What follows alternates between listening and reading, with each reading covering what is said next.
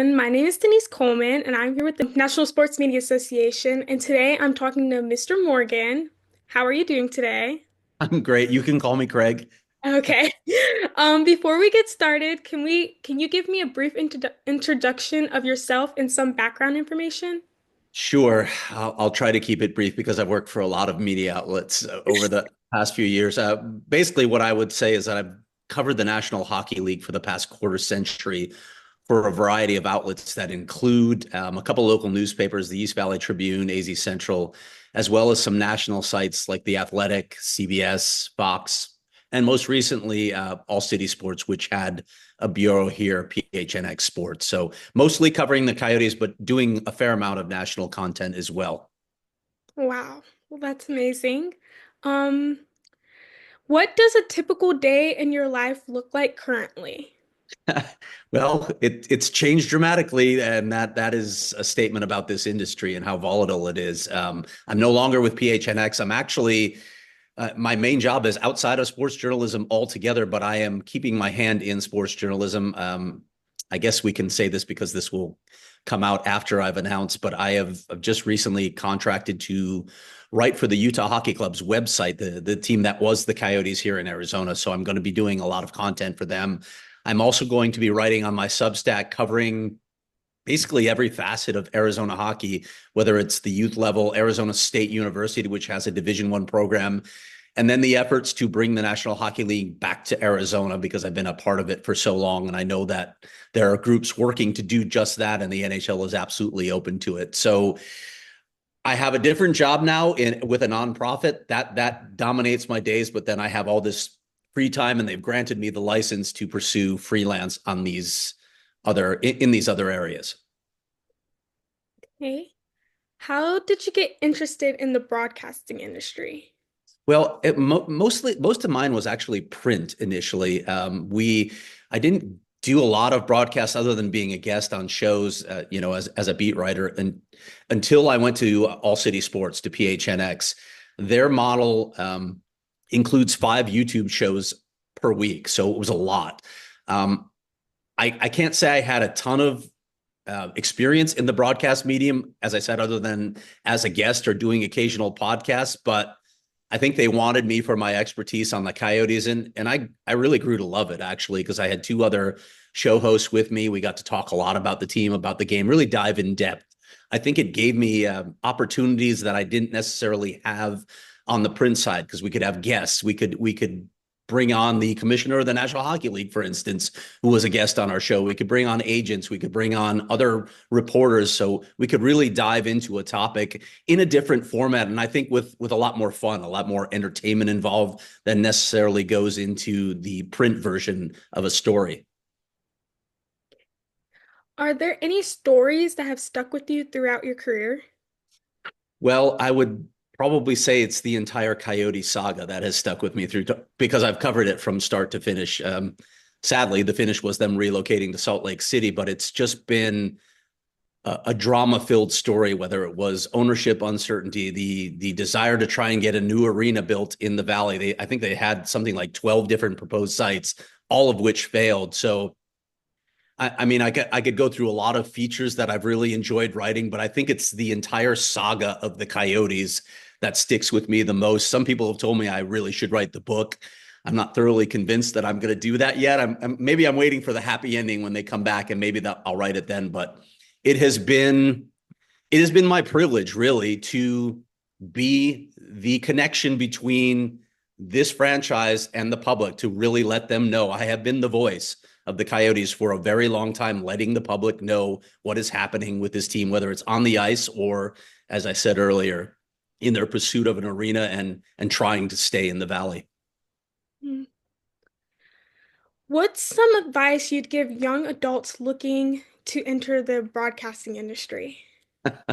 Wow. Learn as much as you can. And I think this is being taught in a lot of journalism schools now, that you can't just zero in on one area and expect that that's going to be your job when you get out. A lot of people step out of journalism school and end up doing something entirely different than they thought they were going to be doing. So learn how to edit videos, learn how to be on camera, learn how to write. Please learn how to write. I think that skill and the skill of being a reporter, knowing how to conduct an interview, those are two things that I think are falling by the wayside a little bit. I see it in some graduates that are coming out. The ability to write effectively and to interview effectively is going to drive all of the content that you create. How do you keep people engaged when you're reporting? Or I heard you say writing too Mm, as well. yeah. Um, I think the easiest answer to that is fans want to be connected to their team. They want to be connected to the personalities. So the best way to, I'll come back with another form of engagement in a minute, but you need to take them where they can't go. This is a sort of a buzz phrase that we use in this industry a lot. Take them places where they can't go on their own, whether that's inside the homes or the families of these players or inside their mental struggles with a certain issue in their life, whether it's something they're struggling with in their game or literally mental health issues, which are far more discussed in professional sports than I think they used to be. So I think you need to connect fans with the players, with the coaches, with the managers, and that helps. They form a bond literally with all these people in the organization, so it keeps them engaged. But aside from that, engagement has to come through social media, through mailbags, through a number of forms. I think it's really important for reporters not to just talk down to their audience, to just, this is the way it is, I'm going to tell you, and I'm not going to really listen to your responses. You need to engage with those people. I think you actually have to build a community. And that's something that we really tried to do at PHNX. And I think pretty effectively, where you're talking to these people online, you're giving thoughtful responses. I did mailbags that sometimes would be over 100 questions, and my editors thought I was nuts for answering every one of them. But my counter was, what's the incentive for them to ask a question if they're not going to get an answer? So there's that. And then even getting together with them on occasion, having events where you're genuinely meeting these people, getting to know their lives. I mean, I think that's the most rewarding part of this business, really, is the relationships you build. And it's not just with the teams, it can be with the fans as well. Speaking of social media, do you use social media at all? Oh, How do you incorporate it? I use mostly X. I mean, I think that's still by far the most popular medium for sports journalists, although some are migrating to Blue Sky, and I know there's Instagram as well, which is it's a different format. But Twitter, sorry, I still have to call it Twitter. I just can't call it X.